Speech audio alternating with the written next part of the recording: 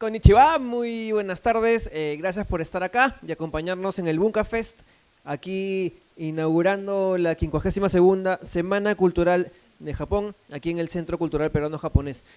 Agradeciéndoles una vez más por su presencia acá, veo muchas caras que han estado desde muy temprano y quiero aprovechar esta oportunidad para decirles lo contento que estoy de tener a estas dos personas acá, para compartir un poco de su conocimiento y también como preparando el terreno para una instalación increíble que tendremos en un rato más después de esta conferencia en el Jardín Japonés, donde vamos a hacer una presentación que ha quedado increíble sobre yokais, sobre los monstruos fantasmas japoneses. Y bueno, como les digo, esta es una gran antesala, este es un gran preámbulo, es una gran preparación de terreno porque vamos a hablar de terror japonés. Así que quiero que le brinden un fuerte aplauso a estas dos personas que están acá, que nos acompañan, al doctor Gerardo Manco y al profesor Raúl Chamorro, ambos expertos en muchas cosas, como me gusta decir a gente tan capa como ellos, pero esta vez nos van a hablar de terror japonés. Así que sin más, les dejo con estos dos capos. Maestro. Bueno, antes que nada, muchas gracias por estar acá. Y quería empezar simplemente haciendo una pregunta bastante tal vez más de lo nuestro, ¿no? ¿Cuántos de ustedes acá conocen la historia del condenado? Muy bien, una persona, ¿no? El condenado es este ser en la sierra que supuestamente solamente tiene la cabeza y el resto de su cuerpo es hueco y tiene un hambre constante, ¿no? También en esta sierra existe la historia de las Vilcaumas, estas mujeres que pueden separar las cabezas de sus cuerpos, se reúnen para planear qué maldad van a hacer y en la mañana, antes de que su pareja se despierte, regresa. Y así tenemos una serie de espectros fantasmas que le pueden hacer la competencia también a estos seres tan horrorosos, tan horripilantes y al mismo tiempo tan trágicos como son los fantasmas japoneses. Quiero hacer un recorrido rápido. En la selva tenemos pues al Tunche, los tres silbidos del Tunche. Hay uno más que es los Chuyachakis, que dependiendo de quién te cuente la historia es un señor europeo cojo porque una de sus patas es de cabra. O, si te lo cuento en colono, es un demonio chiquito, ¿no? Que se encarga de hacer que pierdas las cosas. Exacto, ¿no? Y en Japón también existen estos seres que nos atraen, nos causan una serie de sensaciones que van desde el horror, lo grotesco, lo que me causa miedo, lo que me genera miedo, y también de una u otra forma trato tal vez de justificarlos. Y obviamente, si se pueden dar cuenta, en la mesa tenemos cosas de Junji Ito, porque la idea era justamente hablar acerca de toditito lo de Ito, ¿no? Algo que se nos ocurrió, pero nosotros no llegamos a Junji Ito de la nada, llegamos justamente a raíz de una serie de circunstancias, y que en mi caso empiezan con el cine. Bueno, mejor dicho, empiezan primero con los dibujos animados, porque lo primero que yo me acuerdo de haber visto que me causó terror, y de ahí hacia adelante fui con Fantasmagórico, esta serie antigua de Ombato, esta calavera que se reía y aparecía en uno de los últimos Atlantes, ¿no? Que se enfrentaba contra el profesor Zero, ¿no? Pero me impactó y después fui descubriendo otras cosas, pero en la universidad ya encontré lo que tal vez me iba a marcar, y es el cine de terror japonés, con una de las películas que para mí marca, a pesar de que he envejecido muy mal, que es La llamada perdida, ¿no? Chakushinari, ¿no? Y a partir de eso, ¿para qué me enseñaste La llamada perdida, papi? Porque me fui buscando horror japonés, horror coreano, horror taiwanés, y me fui por todo lo asiático, ¿ya? Y ese fue mi primer acercamiento al tema del horror, y descubrí lo hermoso y lo bonito que es el folclore japonés, que se recuenta, se remasteriza, se reinventa y te cuenta historias que tú agarras y dices, oye, la Kowai Onna, esta mujer que te pregunta en la calle, ¿no? Con el rostro tapado, porque antes de la pandemia en Japón, cuando estás resfriado, te tapas la cara. Oye, dime que soy bonita. Eres bonita. Gracias. Y se quita justamente la mascarilla y le dice, y aún así, abriendo toda la boca, ¿sigo siendo bonita? Ahí responde, pues, ahí responde. Claro. Ahí está, pues. A ver, pues. Mi abuelo me comentaba una historia acerca de la calavera coqueta que se le aparecía en los cementerios, que más o menos es lo mismo, con la diferencia geográfica. Rolito, ¿tú cómo llegaste al terror japonés? Yo para llegar al terror japonés, creo que llegué sin darme cuenta en un primer momento. Me permito recordarte, mi estimado Gerardo, que cuando estábamos más chibolos, porque alguna vez fuimos chibolos, aunque no lo crean, Sí. En televisión, en señal abierta, nunca faltaba un genio de estos programadores que cometía la inocencia de pensar que todo lo que era dibujos animados inmediatamente era para niños. ¿Eh? Sí. Gracias, Canal 4, por Sí, Cobra. gracias Canal 4, por Cobra, por Superagente Cobra. Pero en este caso no me remito específicamente a Canal 4, sino a Canal 9, que tuvo la grandiosa idea de pasarnos un paquete de películas con el nombre, todavía me acuerdo muy bien de la propaganda porque lo ponían con letras de colores y todo. ¡Monstrobujos! Decía, ¿qué cosa era Monstrobujos? Monstrobujos en realidad era un compilatorio de 4 películas de terror en anime. Una de ellas remitida a Drácula, de la cual recuerdo muy poco, y una de ellas remitida a Frankenstein. Y esta versión de Frankenstein era brutal realmente. Mira, para que se hagan una idea nada más, porque dudo que muchos aquí realmente recuerden esa película, lo que más recuerdo es que en un momento el doctor Frankenstein está cenando, cortando su bistec, y al bistec le sale juguito. Y cuando él está cortando el bistec y le sale juguito, recuerda parte de sus experimentos. Y en este experimento se veía cómo le estaban serruchando las patas a un perrito. ¿Ya? Eso en dibujos animados a la hora del almuerzo, 2 de la tarde. ¿Ya? ¡Monstrobujos! ¿Ya? Esa clase de cosas se quedan. ¿Ya? Esa imagen jamás se me borró de la mente. ¿Ya? Y de verdad fue impresionante muchos años después, porque tengan en cuenta, en ese entonces nosotros no sabíamos de dónde procedía el dibujo animado, de dónde venía. No, me vengo a dar cuenta que eran animaciones japonesas, eran títulos japoneses. Entonces, desde ahí ya, sin darme cuenta, yo estaba expuesto al terror japonés. Muy contundente, por cierto, y nuevamente no dirigido al mismo público que suele ver dibujos animados aquí en nuestro país. Entonces, empezando por ahí, ya me había acercado sin saberlo al horror japonés. Pasan los años y me hago fanático del cine de terror por fanatismo por el terror norteamericano en su mayor parte. Los que hemos crecido en los 80, hemos visto centenares de películas de terror en las que nos pasaban ahí en Cine Millonario, Función Estelar, La Gran Premier, todos allá. Los que están moviendo la cabeza es porque también ya deben ser base de 30 y algo, tirando para 40 ya. Ok, no es difícil darse cuenta. Entonces, me hice fanático. Y ya que tenía la ventaja del internet, recuerden que en esos años solamente veíamos pues el terror que nos llegaba acá a los cines, y aquí no llegaban películas japonesas de terror así nada más. Entonces yo era un perfecto ignorante en ese sentido. Me llega el internet y yo constantemente lo que buscaba era listas de las mejores películas de terror que habían salido para ver qué podía conseguir por ahí, ¿no? Emuladas, como dijeron hace un rato acá, claro, en el anterior, ¿no? Emuladitas ahí gracias al Kazaa, gracias Alternativas. Alternativas. Claro, exactamente. Proveedores alternativos. Ahí está. Y un día veo un título que me llamó la atención porque no sabía cómo se pronunciaba. Ringu. Oh. Decía yo, Ringu, decía, ¿qué es esto? Entro a averiguar de qué se trataba, y película japonesa de terror. Y yo, man, ya decía yo en mi ignorancia, ¿no? Los japoneses hacían películas de terror, qué loco. ¿Cómo será, no? Y me la traté de conseguir, por no decir bajar, ¿ya? Y la vi, sin saber absolutamente nada de la trama. No tenía la más remota idea de qué iba, y lógicamente estaba a la espera de que fuera una película muy al estilo norteamericano, ¿no? Cuando, no, que hay un VHS, que las personas que lo ven, debe haber un asesino atrás, ¿no? Esperaba algo tipo, no sé, tipo Scream, algo en esa línea. Cuando vi el final me quedé con la boca desencajada porque no me podía creer lo que estaba viendo en ese instante. Me impresionó tanto que dije, no, a partir de ahora vamos a poner en la lista de prioridades producción que viene de Japón, vamos a ponerla ahí porque esto se ve bien bacán. Luego me vine a enterar de que esta película no venía sola. Para cuando yo me enteré de que existía Ringu, ya estaban en producción por lo menos 3 películas más. Entonces, para el año 2000 ya eran 4 películas de Ringu.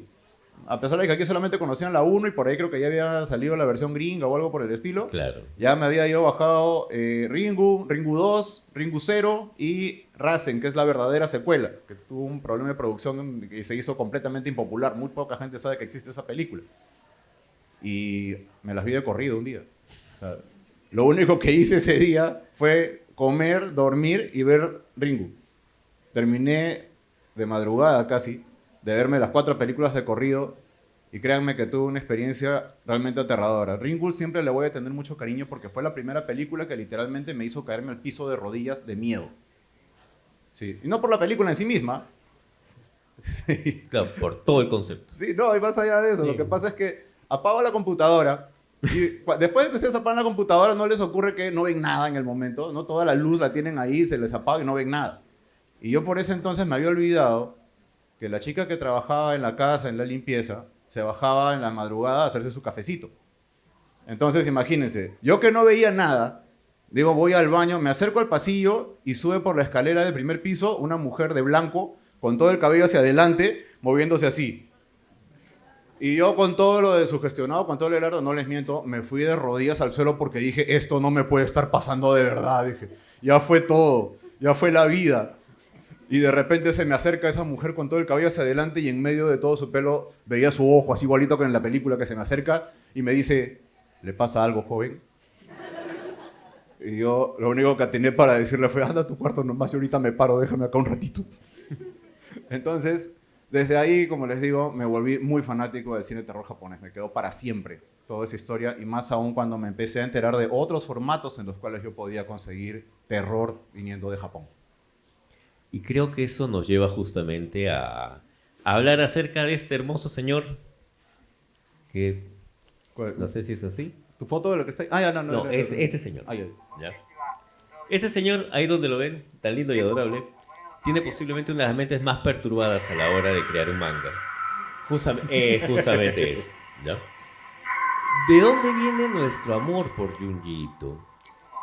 Y yo creo, al menos en una experiencia personal, cuando yo empiezo a buscar tal vez algo más allá de Da Grudge, de Ringu, de Audition y otras cosas japonesas de terror, en ese momento yo encuentro una película que se llama Tomie. Solamente para hacer un resumen así cortito, es una menor de edad que mantiene una relación bien tóxica con su profesor, que obviamente esto no es Sakura Card Captors, donde el profesor le entrega después el anillo de cuando crezca nos casamos.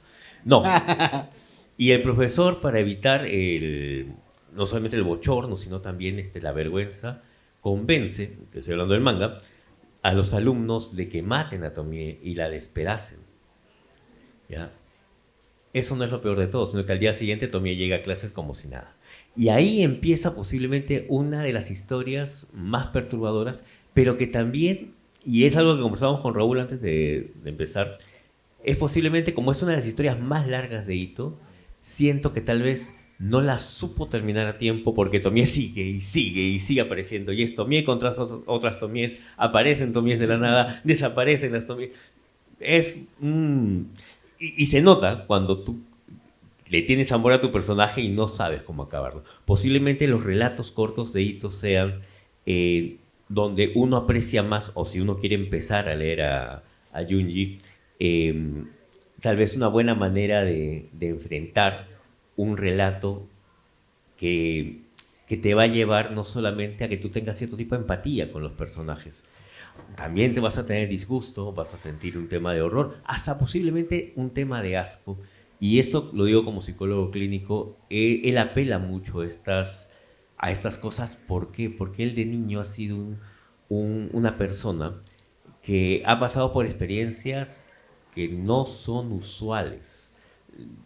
Y acá quiero que presten atención porque vamos a sortear un manga entre lo que voy a decir a continuación. ¿Ya? Un manga, obviamente, Junji Ito, porque de algo tiene que servirme ser coordinador de la línea de cómics manga de Crisol, ¿no? Algo se tiene que ganar ahí. Ito, de niño, él es el menor, sus hermanas leían terror, y leían terror del clásico. Antes de Ito había terror, Y en este caso estamos hablando del maestro Kazuo Umezu, porque no sé si por ahí lo puedes encontrar. A ver, permítaseme. Y el primer manga que lee es Mommy Teacher, que en verdad por el juego de palabras sonaría como mi mamá la profesora, pero no, se refiere a una momia, mi momia maestra de Kazuo Umezu. Y es algo que lo marca, punto 1. Punto 2, como su casa quedaba en el campo, y era una casa antigua, para trasladarse de la casa a otros sitios, él tenía que atravesar un túnel oscuro de niño. Y eso de por sí es totalmente... Como psicólogo clínico yo digo, acá voy a sacar un paciente de por vida con todas las cosas que te pueden pasar de niño en Japón, en el campo, atravesando un túnel que va debajo de tu casa hacia otro lado. Es, entre otras cosas, parte de lo que forma la personalidad de Ito, de este ser tan adorable, tan chévere, y que al mismo tiempo tan perturbado a la hora de escribir y dibujar, porque él no solamente dibuja, también escribe. Posiblemente dos de las historias de Ito que él no escribe particularmente, una es Frankenstein, que es una hermosa adaptación de lo que hace Mary Shelley, tal cual, ¿no? Y la otra es esta de acá, que es Punzadas de Fantasmas, que son cuentos del maestro Quijara, pero que él solamente se dedica a dibujar. Y lo hace con una maestría, pero espectacular. Papi. Ahí está, ese es el Mommy Teacher. En el caso del trabajo de Ito en general, yo lo que noto es que la mayoría de sus historias que realmente impactan son cuando convierte situaciones cotidianas en circunstancias imposibles. O sea, nos saca por completo de ese confort que tenemos de saber que si yo camino de esta esquina hasta esta esquina, voy a llegar y voy a dar la vuelta y voy a llegar a mi casa. Pero ¿qué sucede cuando un buen día tú simplemente estás caminando por ahí y te das cuenta de que al voltear la esquina estás en otra calle? No es el lugar en donde siempre estabas. O te encuentras con un personaje que no debería estar ahí. Cosas completamente incómodas que salen por completo de nuestro estándar. Y eso funciona demasiado bien. Él se encarga de impresionarnos y de buscar cómo romper nuestra zona de confort. Ni siquiera hablando de una habitación o de un lugar cerrado, porque normalmente nosotros sentimos que dentro de nuestra casa o dentro de nuestro cuarto estamos a salvo de algo, ¿no? Por eso es que en las películas de terror, cuando viene el asesino a la casa, lo primero que hacen, en lugar de salir por la otra puerta o salirse por la ventana, es ir a correr a meterse a su cuarto, ¿no? En tu inocencia es tu lugar seguro. Ya, Ito ni siquiera se refiere a eso. Él va más allá todavía. Él va inclusive a tu vida cotidiana, a tu día a día, a cosas que las cuales tú estás completamente seguro de que esto vas a bajarte del ómnibus y vas a llegar a la puerta y tu llave va a funcionar y todo bien. Ya, Ito rompe con eso y te dice, ¿y qué pasa si no? Entonces ahí es donde empieza él a transgredir y eso provoca que te rompa por completo tu seguridad, tu razonamiento. Se escapa totalmente de eso. Y eso me parece que funciona en muchas de sus historias. No sé si tú coincides conmigo ahí, Gerardo. Claro, y acá hay que agregar un punto que yo rescato bastante de la conferencia anterior. No recuerdo el nombre del exponente, que era justamente de Nos Dicen Gamers, que él hablaba justamente, el primero que expuso, ¿no?, de lo importante de la lectura. A la hora de tú crear un guión, a la hora tú de crear cualquier cosa, necesitas referencias. Y las referencias de Ito siempre están ahí, ¿no? Tanto Edgar Allan Poe como H.P. Lovecraft, Umezu por todas partes. E incluso hay un autor que, ¿no?, y acá sí discúlpenme por un tema de obviedad mía, que él es Edogawa Rampo, que tiene uno de los cuentos más raros que he visto, de una persona que se mete dentro de un sillón para acosar a su... Claro, ya, Edogawa Rampo, que en verdad es una manera fonética de decir Edgar Allan Poe. Claro, yo tampoco lo entendía hasta que finalmente empecé a justamente a rebuscar Edogawa Rampo, Edgar Allan Poe. Ah, ok, tiene mucho sentido. Y ahí es uno de los cuentos más perturbadores de esta persona, pues, que se coloca en la posición de sillón justamente para estar al lado de la persona que le gusta. Lo retorcido de lo cotidiano, estas situaciones totalmente sacadas de contexto. El caso de Uzumaki, por ejemplo, ¿no?, donde literalmente todo se retuerce. hay una historia que se llama, bueno, lo que acá en Lima conocimos como las plañideras, estas mujeres que en los grandes, cuando fallecía una persona importante, se les pagaba para que lloraran. ¿Ya? Acá Ito, justamente en El umbral de los siniestros, no le he traído, pero es una gran compilación de historias. Una pareja que está de expedición encuentra pues un pueblo de plañideras, donde había una mujer que no podía dejar de llorar. Hasta ahora creo que ha sido una de las historias que más me ha impactado por lo terrible, por lo horrible y por la pena que me causa esa inexorabilidad de tu destino. O sea, tú ya estás destinado a esto incluso aún después de muerto. ¡Pum! Así. Me mató. Wow. Bueno, sí, ahora que lo mencionas, pues en efecto, muchas de las historias que nos cuenta también no necesariamente cierran, ¿no? Nos deja ese malestar y es como tirar la piedra y esconder la mano, ¿no? Ya te incomodé, permiso, me voy, ¿no? Y te deja recontra mal. Hay una historia, por ejemplo, con este muchacho que se muda a una habitación y que desde la ventana de esta habitación puede ver la ventana de enfrente, donde hay una entidad, una mujer o algo parecido, que lo ve pues como que eres muy simpático y muy esto y lo otro, ¿por qué mejor no vienes para acá? Y él le dice, no, pero ¿qué me voy a ir? No. Ah, si tú no vienes, yo me acerco y encuentro la manera de acercarme, ¿no? Y él poco a poco pues va viendo cómo esta entidad trata de meterse como sea a su habitación, ¿no? Acercándose utilizando una vara para poder pasar hacia el otro lado. Y tanta era la insistencia que él en un momento, cuando ya dice hasta aquí nomás y se quiere retirar, se da cuenta de que la ventana de al frente no solamente es que se haya podido meter esta persona, sino que físicamente la ventana había generado como una protuberancia y se había acercado directamente al edificio para que pudiera pasar de un lado al otro esta persona, esta criatura que hasta ahora no sé bien qué cosa era. Y ahí queda la historia. No nos explica quién era, no nos explica cómo pasó, no sabemos si alguien más vio eso, no sabemos si le creyeron, no sabemos absolutamente nada, pero te deja ese malestar de decir qué diablos pasó aquí. Y lo que es peor, ¿y si me pasara a mí algo así? Imagínense. Claro, hay recientemente, bueno, recientemente me refiero a julio, tuve la oportunidad de leer El muerto enfermo de amor, Ya. que obedece a una situación que incluso acá lo pueden encontrar, ¿no? Que es, oye, quiero que me digas cómo me va a ir en el amor. Pero ¿qué pasa? En un pueblo, en este pueblo, cada vez que yo estoy en un cruce de 4 esquinas, y si encuentro una persona ahí, le puedo preguntar y esta persona me puede decir, oye, sí te va a ir bien en el amor, ¿no? Fulanito, fulanita, te va a decir que sí. O, si es que esta persona no tiene buenas intenciones, te va a decir, no, te va a ir mal, te van a frenzonear otra vez. ¿Ya? ¿Y qué ocurre cuando tú has tenido un mal día y tú le dices a esta persona, no, olvídate de él? No, o en todo caso, ¿sabes qué? ¿Por qué mejor no te mueres? Así de crudo.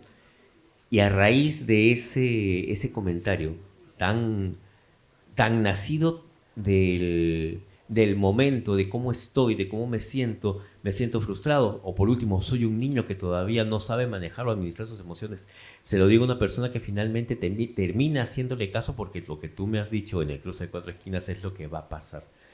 Genera pues toda una reacción en cadena que va a acabar no solamente con la tranquilidad del pueblo, sino con muchas otras personas. El muerto enfermo de amor, hasta ahora tal vez es una de estas obras que cuando yo paso a veces por la calle y veo en los postes, ¿no? Curandera del amor, Luis con H y todo lo demás, digo, entonces, claro, todas estas personas que se dedican a decirte cómo te va a ir, si es que te van a hacer caso, no te van a hacer caso, te hago el amarre y todo lo demás, cómo se puede tergiversar hasta ese punto. Y sí, pues uno se identifica con estas cosas y tú puedes ir encontrando enlaces, puedes ir encontrando situaciones tan nacionales, tan comunes, que de verdad se pueden escapar del contexto con solamente algo que ya no encaja, algo que tal vez ya te hace bulla y que todo tu sentido común te dice, papi, no, pero tú igual vas.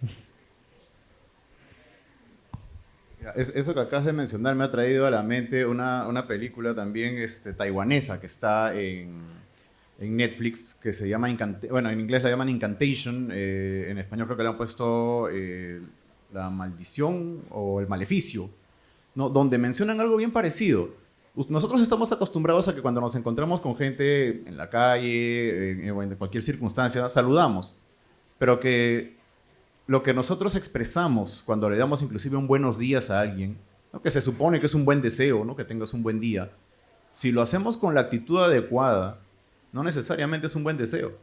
A veces podemos inclusive maldecir a otros si tenemos la actitud, ¿no? Y ese buenos días puede ser en realidad una mandada de la mismísima ahí donde se imaginan, ¿no? Y también podemos echarle una maldición a alguien sin saberlo. Entonces el poder de las palabras, tal como mencionaba aquí Gerardo, pues es bastante explotado en diferentes ámbitos. Y aparte de eso, algo que yo tomo muy en cuenta, particularmente de Ito en su trabajo escrito, muchas veces decimos, ¿no?, que los libros tienen un contenido diferente.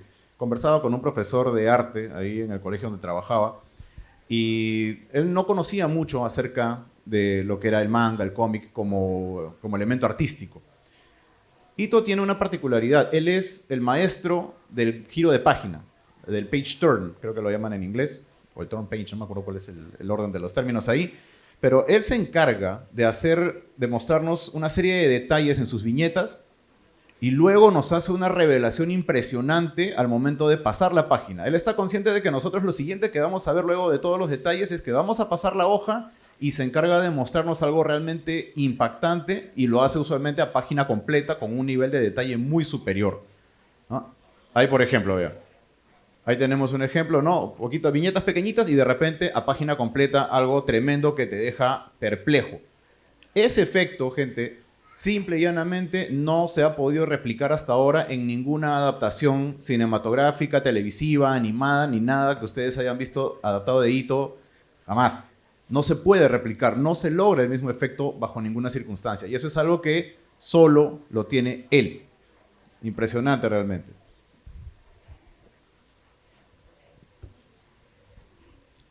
Ahí está, Uzumaki. Uzumaki, ¿no? Pasamos la página ahí, nos topamos con... Pasamos la página y nos topamos, por ejemplo, con a doble página un cadáver convertido en una espiral, de golpe. Entonces, impresionante realmente esto. Ahora, la manera en la cual creo que Ito explora el terror va mucho más allá acerca del fantasma tradicional. ¿Por qué? Porque estamos agarrando cosas, elementos de la vida cotidiana. Una mujer aferrada a su casa, en este caso esta montaña donde hay estas figuras donde solamente puede encajar una persona en especial.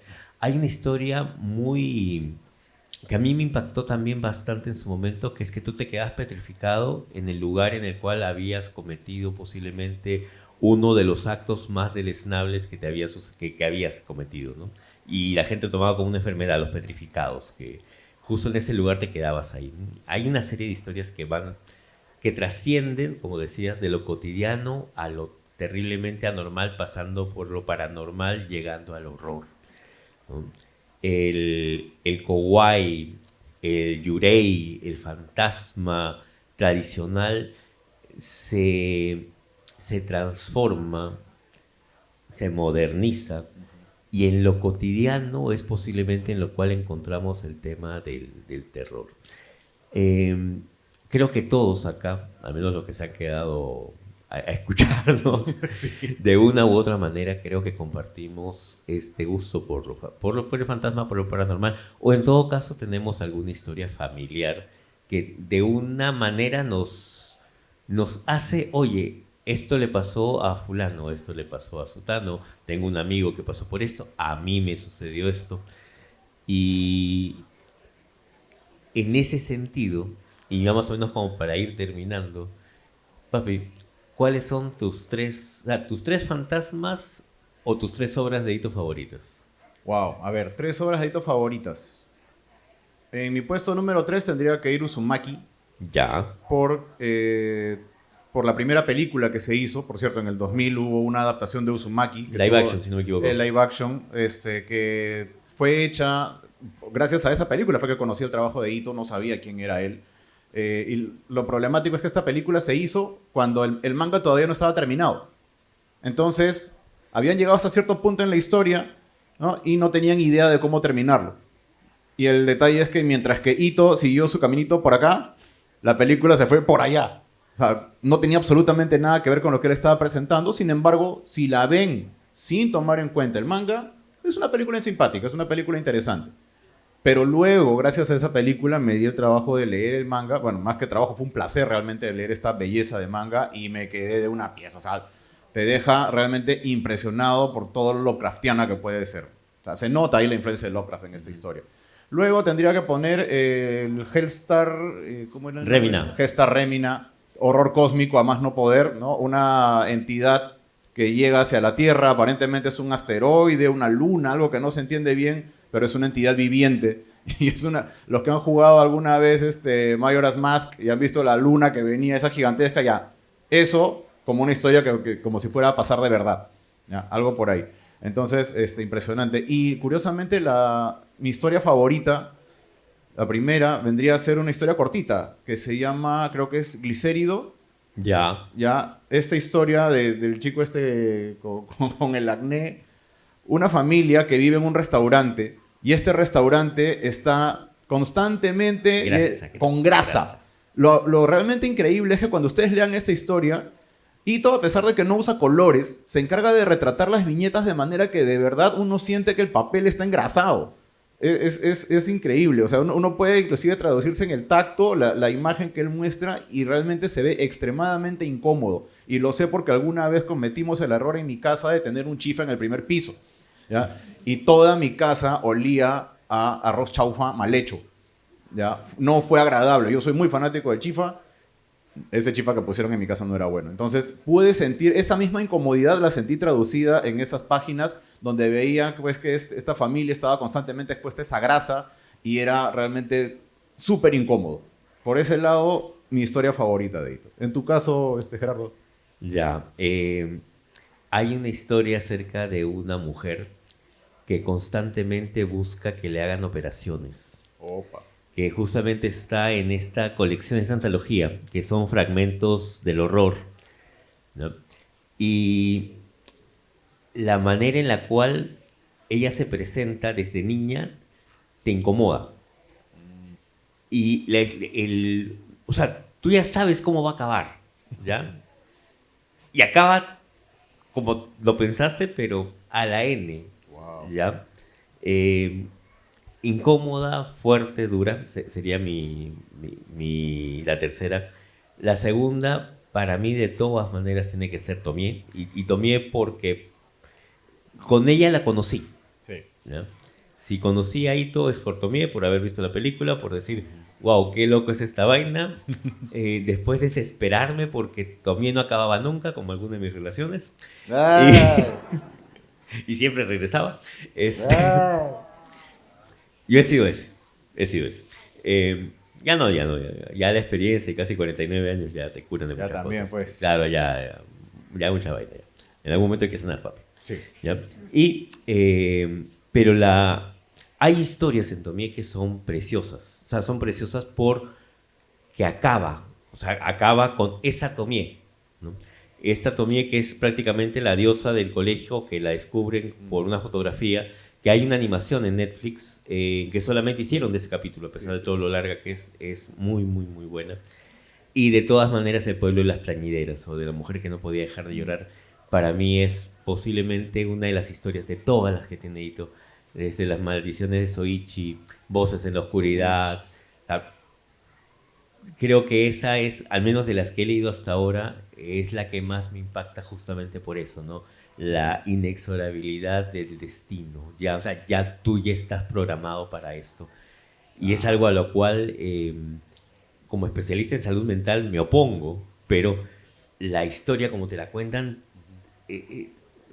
tú lo único que haces es testigo de cómo la piedra va cayendo, nada más, y no puedes hacer nada, ¿no? Yo me quedo con eso. ¿Sí? Mira, algo que a mí me encanta de Tomie es el hecho de que es vulnerable. O sea, las normas que tiene Tomie son las siguientes, simplemente. Tomie está condenada a que todos se enamoren de ella, de una u otra manera, ¿no? Quien sea que se enamore de ella va a llegar al extremo de destruirla, una relación completamente tóxica, la va a terminar matando y de alguna manera ella va a encontrar la forma de regresar y cobrar venganza.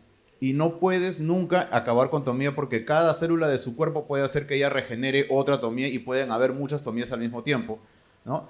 Entonces, si ella termina siendo la víctima, de alguna manera nos sentimos vinculados a Tomie, nos sentimos mal por ella porque está consciente de que eventualmente la van a destruir, ¿no? Y a la vez no podemos empatizar del todo porque sabemos que ella va a regresar como un espíritu de venganza, a acabar con quien sea que se meta en su camino, y ya no solamente va a acabar con el que le hizo daño, va a acabar con todo aquel que se le acerque. Entonces, es una dualidad muy interesante lo que se logra en estas historias. Ahí están, por ejemplo, ahí tenemos a varias Tomies, y de alguna manera, Tomie también tiene su suerte de multiverso, ¿no? Ahora que está tan de moda esta palabra, porque, como mencionábamos, Tomie ha tenido como 8 o 9 adaptaciones diferentes cinematográficas, y en la última que hicieron, creo que se llama Tomie Unlimited, ¿no? En un momento, una de las protagonistas termina convirtiéndose en una Tomie también, y cuando ella va por la calle, hay una toma en la cual ella va pasando y se ve que todas las chicas que están alrededor de ella son Tomies también, y entre las chicas que están ahí, llegaron a conseguir a las actrices de las adaptaciones previas de Tomie y también aparecen ellas. Entonces tenemos a todas las Tomie en una sola película. Es una... Ni una la reunión de Ultraman ha sido tan chévere. Claro, nada que Marvel, nada que nada. No, Ito lo había hecho mucho antes. Tomies. ¿No? Imagínense eso, ¿no? Entonces es algo que tiene su corazoncito, inclusive para los que hemos seguido esa historia desde mucho tiempo atrás. Bueno... Para ese suspiro te salió. Sí. El corazoncito te ha salido ahí. Eso sí. Bueno, yo acá tengo que agradecer a Librerías Crisol justamente porque me permitieron, tras largas negociaciones, poder sortear con ustedes el aula demoníaca de Junji Ito, ¿ya? Entonces, Oscar, no sé si me puedas ayudar para visualizar qué persona me responde la siguiente pregunta. Correcto. ¿Ya? A ver.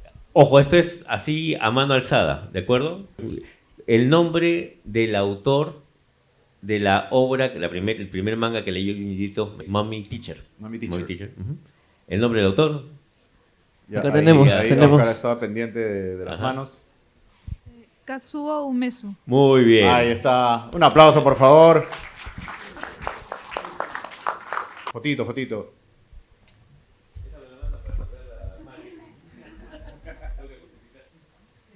Para algunas preguntas del público, si alguien tiene alguna consulta, a ver. Dos chiquitas. La primera es, no sé si han visto la adaptación que ha sacado HBO de Uzumaki hace poco, no sé qué opinión tienen de esa adaptación, aún no la veo.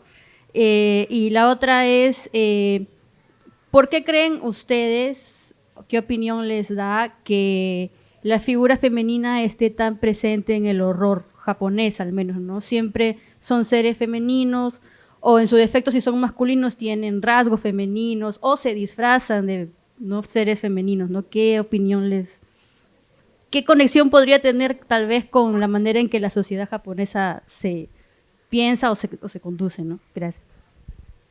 A ver, vamos con Uzumaki primero.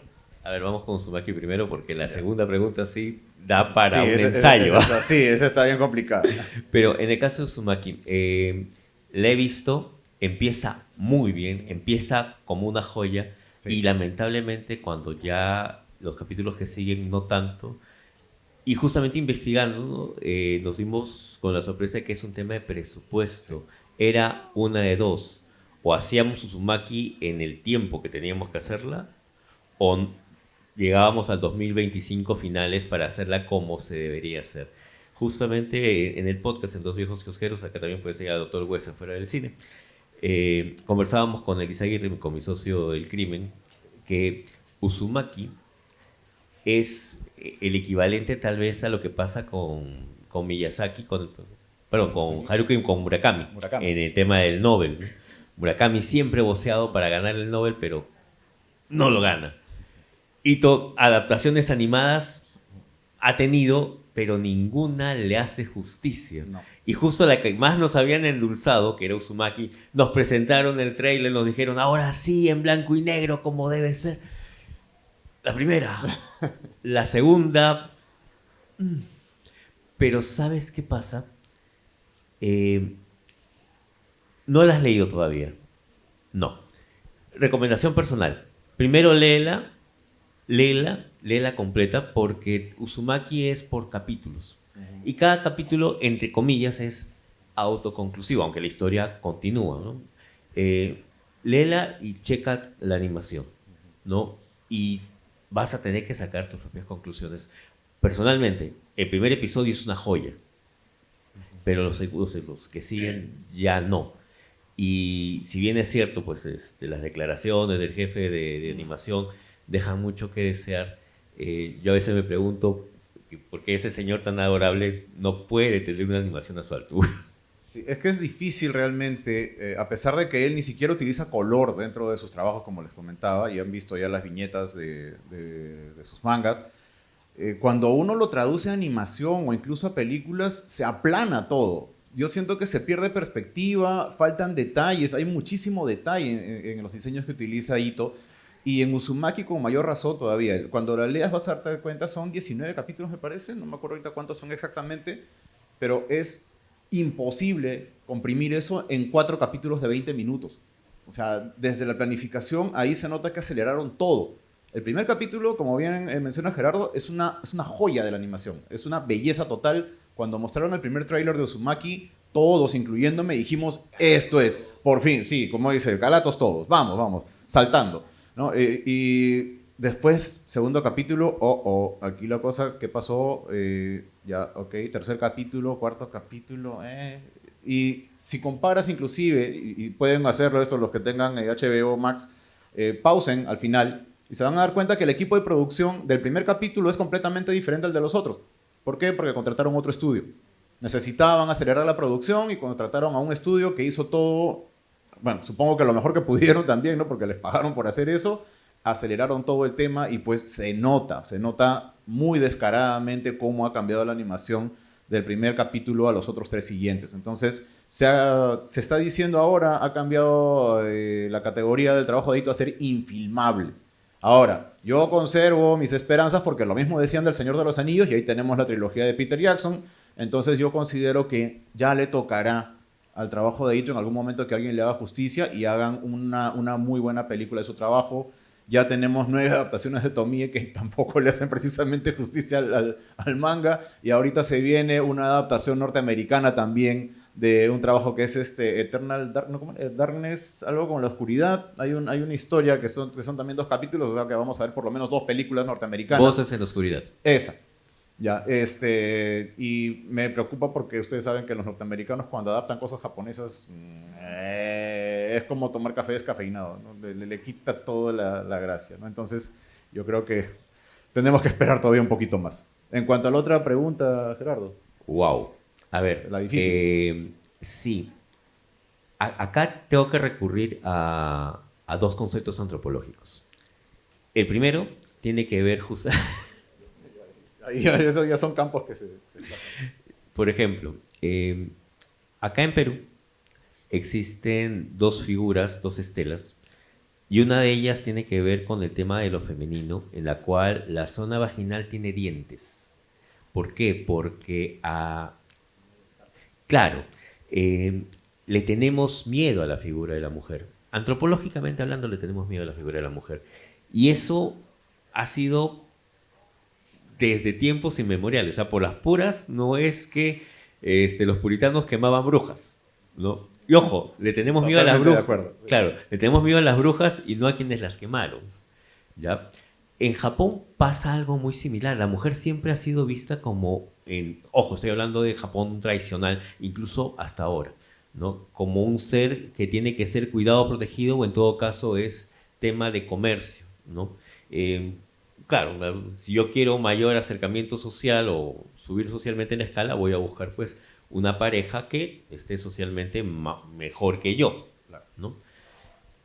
Entonces, que estas figuras tan frágiles puedan ser tan terribles es algo que de todas maneras en la psique humana te impacta.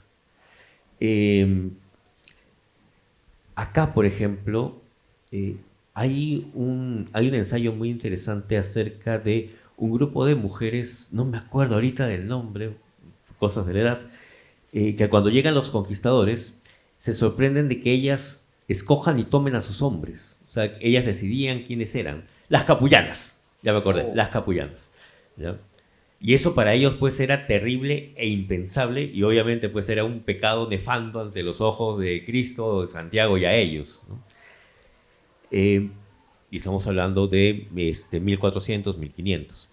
Me imagino que en el Japón feudal, cuando yo, comerciante, campesino, señor, podía acabar tranquilamente con la que fue mi pareja, mi esposa, mi amante o mi hija, ¿no? Porque no iba a pasar nada y de pronto este ser viene a cobrar venganza, debe ser algo terrible, que me emascula, término totalmente psicoanalítico, me emascula en mi valentía, en mi valor. ¿Por qué? Porque me está quitando algo, cuando debería ser al contrario, ¿no? Por eso digo, hablar acerca de estos puntos es hablar acerca de todo un ensayo con respecto a lo masculino, a lo femenino y sobre todo cómo las grandes mitologías perciben a lo femenino también. Y en Japón no es justamente por lo que decías, ¿no? La Kushichake Onna, la mujer de los labios partidos. Hay una mujer que a mí también me llama la atención, que es esta que estira el cuello, que te llama cuando estás perdido en la nieve. Hay una serie de fantasmas japoneses que también se han modernizado. Claro, ¿no? Y sin ir más lejos, si ustedes están viendo Dan Da Dan, la turboabuela es una versión muy, muy actual, ¿no? Que mezclan dos cosas terribles. La primera, justamente, el tema del abandono al adulto mayor. Y la segunda, que la turboabuela se alimenta de las almas de niñas adolescentes que fueron violentadas y arrojadas a un túnel, ¿no? Y por eso es que la pregunta de la turboabuela es justamente, ya no hay protección al menor, todavía son las 8, ¿no? ¿Hay menores? Todavía estamos Entonces, vean Dan Da Dan, mejor para que vean la pregunta de la turboabuela y así no nos metemos en problemas.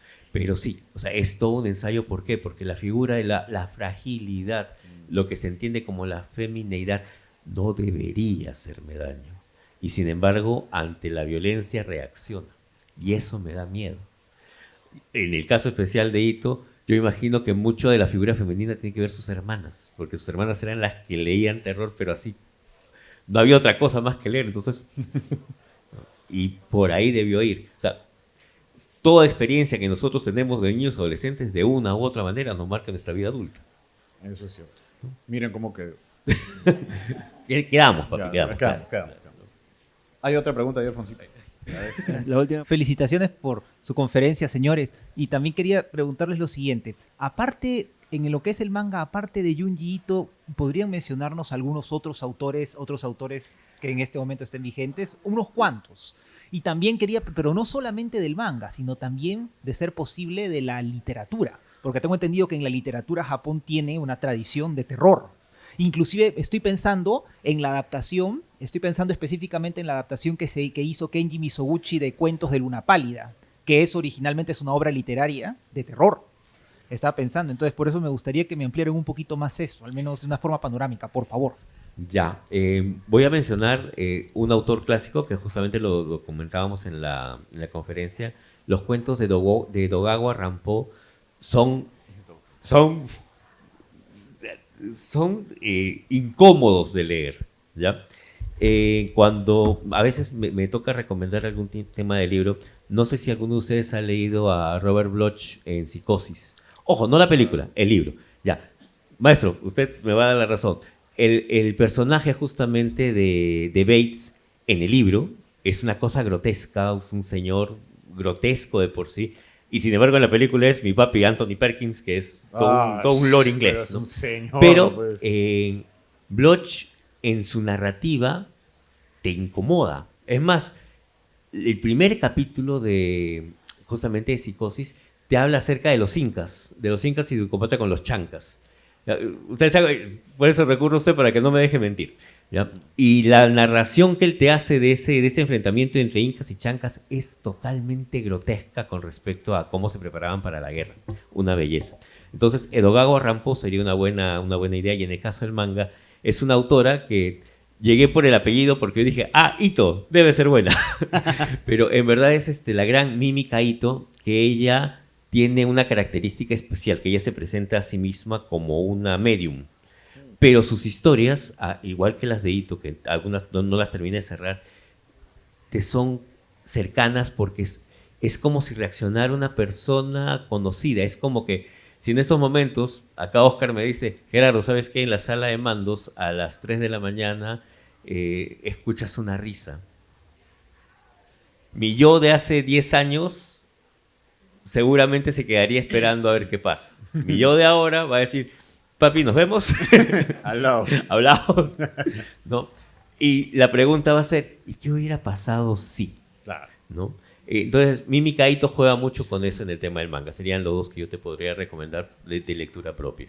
Ahora, en lo que es literatura, podría recomendar a Koji Suzuki, el creador de Ringu, justamente, ¿no? Y no solamente crea Ringu, sino que también es la fuente de otra película que fue una de las que impactó al mundo, que fue Dark Water.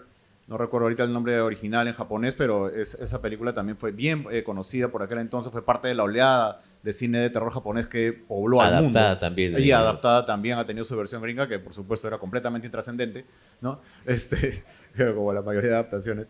Pero sí, lo recomendaría muchísimo a él porque toda la saga de Ringu es bastante extensa. Son por lo menos 3 libros originales, que son Ringu, Rasen y Loop, que llegan inclusive a mostrar el verdadero origen de la maldición de Sadako, que por cierto en los libros es un poquito distinta. Es una maldición que se comporta mucho más parecida a la viruela y no tanto por el tema de los VHS, eso ya lo metieron en las películas. Funciona de una manera distinta y, por ejemplo, Sadako no necesita un televisor para aparecerse. Puede aparecer de cualquier superficie plana reflectiva. Inclusive hay un pasaje en uno de los libros en donde a un motociclista se le aparece dentro de su casco mientras está manejando en la carretera, imagínense. O sea, así de extremo es. Así que sí, yo lo recomendaría bastante a él. Muchísimas gracias. De hecho, bastantes de los libros que han comentado ustedes los pueden encontrar en la Biblioteca Elena Kohatsu, piso 8 del Centro Cultural. Y acá mismo también hay una miniferia de libro donde hay una colección, yo creo, muy interesante, no solamente de manga, sino también hay unos libros antológicos de la editorial Satori que es muy, muy buena. Hay un libro... Satori siempre toda la vida. Satori siempre toda la vida. Yo lo recomiendo mucho. Y hay un libro en particular que nos puede ayudar un poco a entrar a un espectro más extremo del horror japonés que se llama Eroguro. Ese libro también está editado por Satori. Y el libro en sí también tiene... ¿Quién te conoce, Midori? Tiene parte de antología y tiene algunos relatos de Rampo también. Así que, bueno, nada, hay muchísimo más por hablar. Yo creo que tenemos que hacer una continuación. Les agradezco por todo lo que han compartido. Y nada, muchísimas gracias por estar acá. Se acaba el primer día del Bunka Fest y vamos a estar también el día de mañana con más. Y les recomiendo que vayan a ver la instalación ahora mismo en el Yokai Garden que se ha armado, que está muy buena. Muchísimas gracias. No arigatou gozaimasu. Nos vemos el día de mañana. Muchas gracias.